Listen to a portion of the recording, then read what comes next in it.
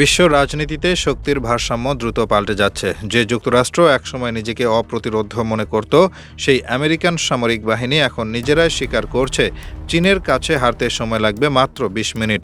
যুক্তরাষ্ট্রের প্রতিরক্ষা মন্ত্রী পিট হেগসেথের এক সাক্ষাৎকার ঘিরে এই মুহূর্তে আমেরিকার প্রতিরক্ষা মহলে তীব্র আলোড়ন চলছে। এই বাস্তবতা এখন শুধু কাগজে কলমে নয়, সমুদ্র পথে স্পষ্ট।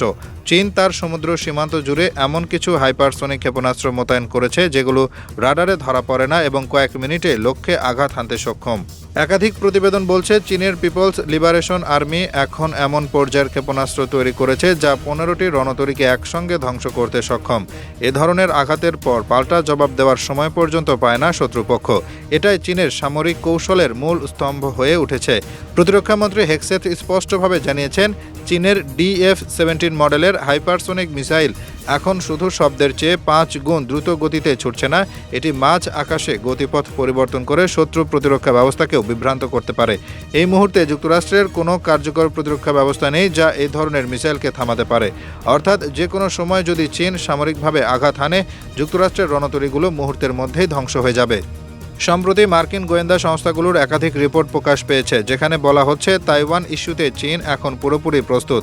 মাত্র ১৪ দিনের মধ্যে তারা রাজধানী তাইপেতে প্রবেশ করতে পারবে বলেও আশঙ্কা প্রকাশ করা হয়েছে। আর এই আক্রমণের শুরুতে ২০ মিনিটের ব্যবধানে চীন আমেরিকার ৭ম নৌবহরের বড় অংশ শেষ করে দিতে পারবে, এটাই মার্কিন গোয়েন্দাদের পূর্বাভাস। চীনের সামরিক সক্ষমতা শুধু মিসাইলে সীমাবদ্ধ নয়, তারা রণতরী, সাবমেরিন, যুদ্ধবিমান এমনকি স্পেস প্রযুক্তিতেও অগ্রসর হয়েছে দ্রুতগতিতে।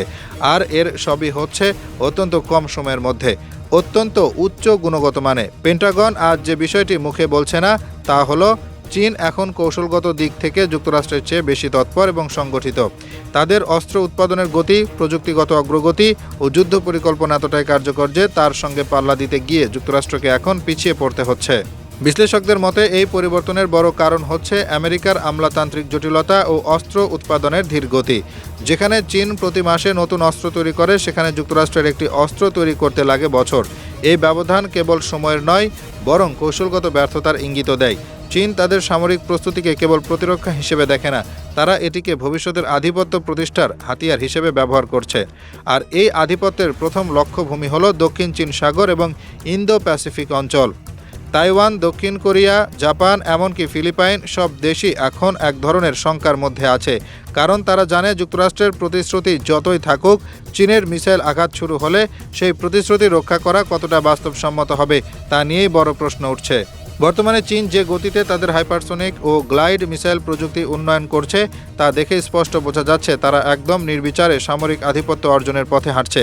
বিশেষ করে মধ্যপাল্লার DF-7 মিসাইল এবং দীর্ঘপাল্লার DF-17, এই দুই ক্ষেপণাস্ত্র এখন যুক্তরাষ্ট্রের রণতরী এবং উপকূলীয় ঘাঁটির জন্য সবচেয়ে বড় হুমকি। এই হুমকি কেবল সামরিক নয়, এটি যুক্তরাষ্ট্রের বৈশ্বিক নেতৃত্বের অবস্থানকেও প্রশ্নবিদ্ধ করে তুলছে।